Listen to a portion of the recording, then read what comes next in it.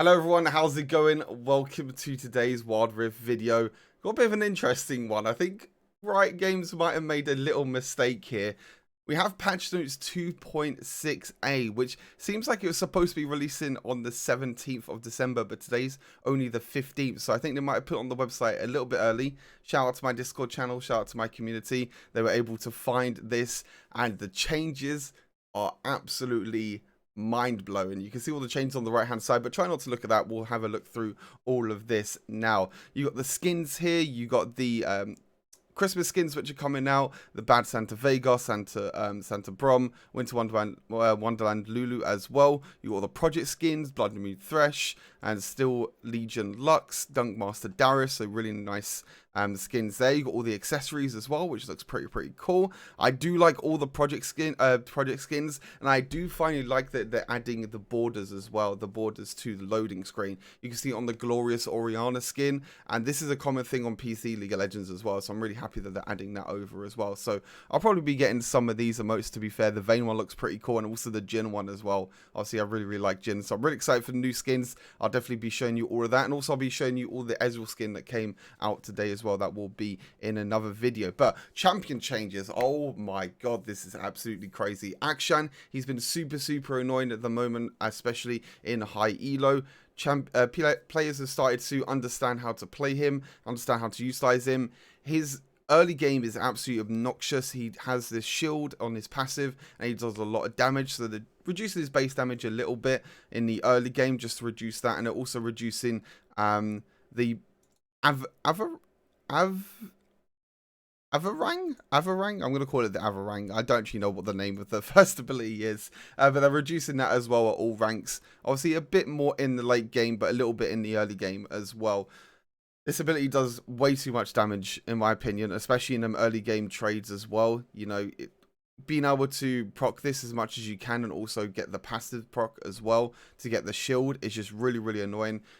It's really hard to lane against Akshan as well, so it's a bit annoying, but there you go. We got the Akshan nerfs finally, so I still don't think he was good in ADC, even though he was quite strong. He was just really strong in solo lanes. He was able to beat pretty much everyone in a 1v1 duel, especially in the mid and the top lane. Amumu, holy moly, these buffs. Insane health buff. I think it's by 80 health buff in the early game, the base health in the early game, and 5 armor buff in the early game. This obviously helps him stay healthy in the jungle, and also helps him stay healthy in the support role as well, which is really interesting. The recharge time now, bandage toss has also gone down, and also the base damage has gone up by a little bit as well. Again, this helps him clear the jungle a little bit quicker, and also helps in as a support. So I'm really curious to see if Amumu will eventually go into the support role. I have given it a try a few times. Me and Scoundrel have given it a try as well. We're going to see how that one fits in, but it's going to be pretty interesting, to be honest. So the base health one is a big one. Like whopping 80 base health and 5 armor. That's a lot of base health for a champion, especially in the early game. So he's definitely going to be very tanky. So we're going to see how that one works, especially with aftershock and things like that as well in the laning phase as a support, and also the recharge time on bandage toss and the base damage. It's going to be really interesting to see how things go. Moving on to Camille, her health per level has gone up by 10, but they've changed her passive. Her passive is now not 10 seconds at all rank. It's now 18, 16, 14, and 12 at level 1, 5, 9, and 13. It's a huge nerf to Camille, especially in the early game. With this passive, basically how this works, when you attack a champion, you either get an AD or an AP shield, depending on depending on the type of damage that the enemy champion has dealt to you. So say you're against a Darius in the top lane, you'll get an AD shield, and if you can get an AD shield every 10 seconds, it's just really strong, you know, being able to trade that easily every 10 seconds. But now it's every 18 seconds. The enemy champions against Camille now have a bit more of a window to try and engage and try and kill Camille. But the thing is that the champion is still super safe. The Hextech Ultimatum, her ultimate, is still really strong. You have the hook shot as well to engage and disengage. So I think Camille will be fine, but she might struggle a little bit in laning phase now, as she can't trade as much as what she did before. And even in the late stages of the game as well, level 13, it's now only a 12-second cooldown. So you have to be a bit careful now when you play Camille. Cooldown on the riposte. Look at that cooldown on the riposte. 18 seconds. at the first rank on riposte for Fiora. 16 seconds, 14 seconds, 12 seconds. They are really, really hurting these bruisers now. Camille and now Fiora. These champions have been really, really strong, especially Riven as well. It's going to be interesting to see if there's a Riven nerf as well. But again, it's just giving more of an opportunity to the person who's playing against Fiora to try and engage and try and have that little bit of an opportunity, because at the moment it feels like these abilities, like the the adaptive defenses, the passives, and also the riposte for Fiora, it's difficult to have that sort of opportunity against these champions to try and engage and try and jump onto the Fiora and the Camille. So again, increasing the cooldown gives the enemy champions or the enemy player against Fiora that bit of extra time to be able to get that advantage.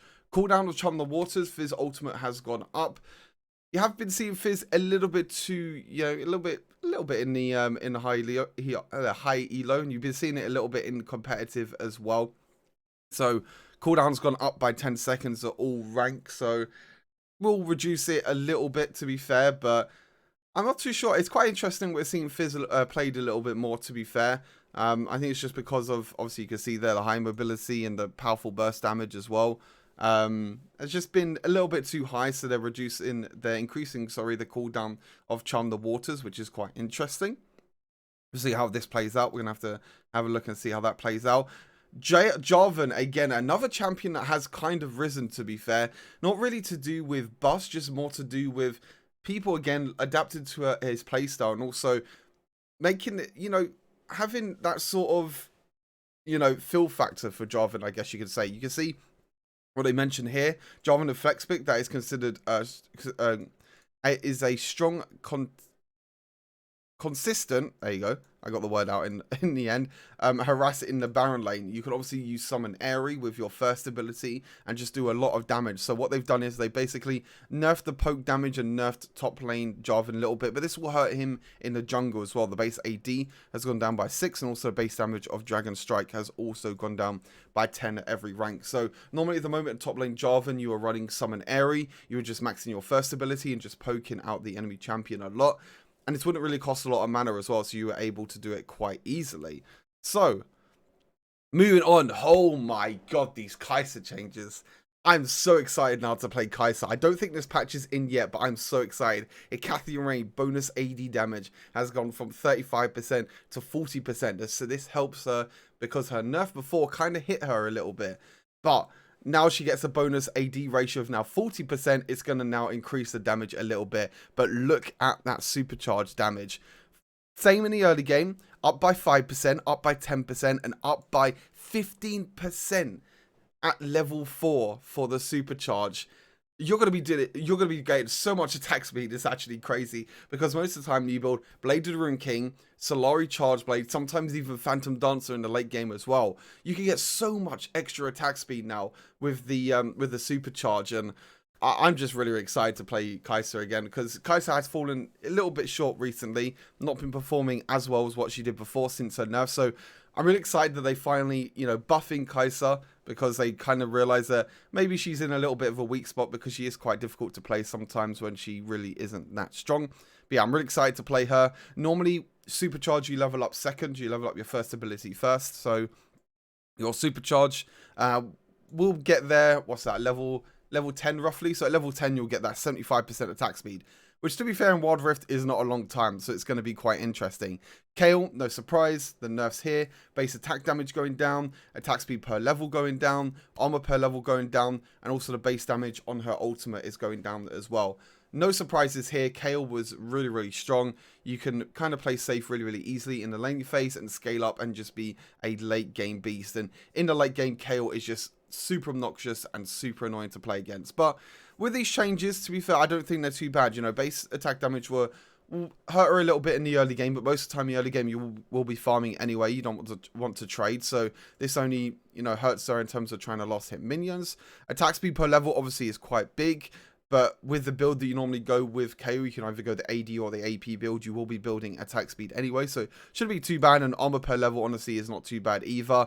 Again, Divine Judgment damage is a big hit, but if you go AD Kayle, this is not going to affect you that much, even though it is the base damage, so you will, you will hit, you know, you will feel the damage nerf a little bit, but I still think Kayle will be in a fine spot, to be fair, but we'll have to see how things work. This is the most interesting change of the whole patch. Lee Sin is getting buffed, which I don't really know about this, to be fair. You know, I really feel like Lee Sin is still one of the strongest champions at the moment, and these are some kind of scary changes.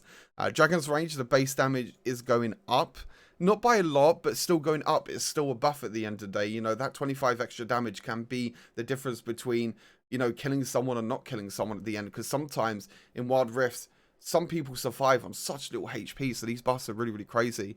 And the base health regeneration as well has gone up from 9 per 5 seconds to 10.5 per seconds.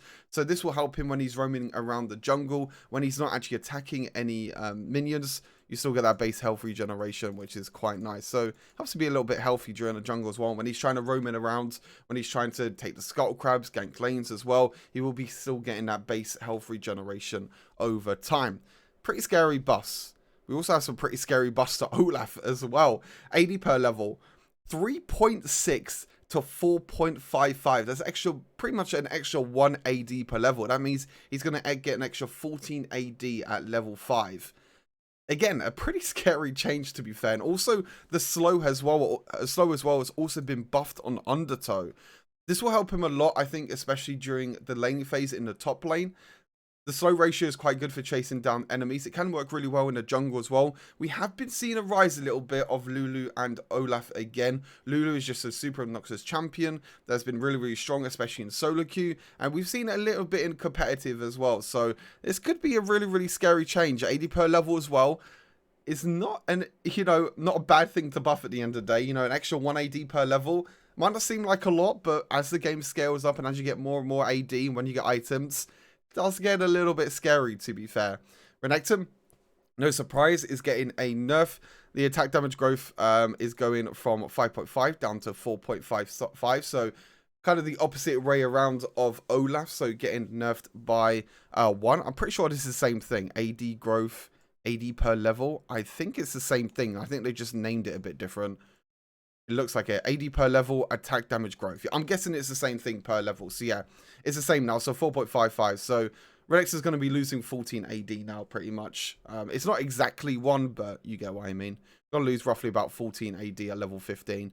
And the first ability, the second ability, Ruthless Predator, is going up in cooldown as well. Again, giving more opportunity against Renekton to try and engage onto him, which is really, really nice. I'm pretty sure that is Renekton's second ability. I'm pretty sure.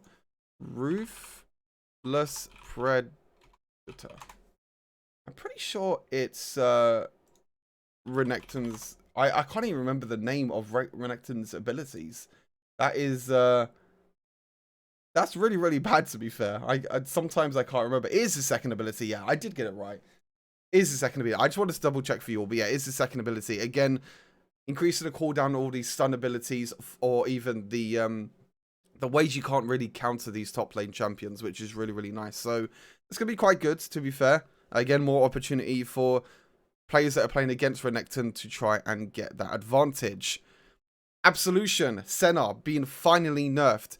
Additional attack range per 20 souls has gone down by 10. Now, most of the time during the game, you'll be getting about 80 to 100 souls. So you'll lose about 20, 40, 60. You're losing about 40 to 50 attack range, which is quite a lot, to be fair. Obviously, Senna does scale a lot into the late game. Like I said, normally you get about 80 souls at about maybe 15 minutes or something like that. If you're, if you're having a good game, most of the time you don't really reach 80 or 100 souls until the late game. But if you can get a lot of souls, you will be looking at that amount. So you will be losing about 40 to 50 attack range, which is quite a lot. And also the ultimate amount, the shield amount is 3 shield per soul, 3 shield health per soul to now 4 shield health per soul. So it's actually a buff to Senna's ultimate again. We got buff before with Senna's ultimate with the attack speed, and now we're also getting a buff to not the attack speed, the channel speeds, how fast her ultimate can travel. Now we're also getting a shield buff on her ultimate as well, depending on how many souls she has, which is quite interesting. To be fair, they're buffing it by 1, but if you can get like 50 souls, that's an extra 50 pretty much you know, 50 shield that you're getting. So again, more about the scaling of Senna, more about, you know, making her more of a support than AD really, because obviously this really affects her as an AD really. Obviously, with fasting Senna, you either go build support Senna or AD Senna. This kind of makes you not want to go full AD Senna. This makes you more want to go for, you know, sort of a defensive sort of maybe Ardent Sensor, maybe, or something like that. Most likely not, but more of a support Senna build than an AD Senna build. And Twisted Fate obviously got hit a lot as well. So they're increasing his health per level by 10 and also reducing the cooldown of his pick a card. I think his pick a card being that high cooldown early game was pretty crazy, to be fair.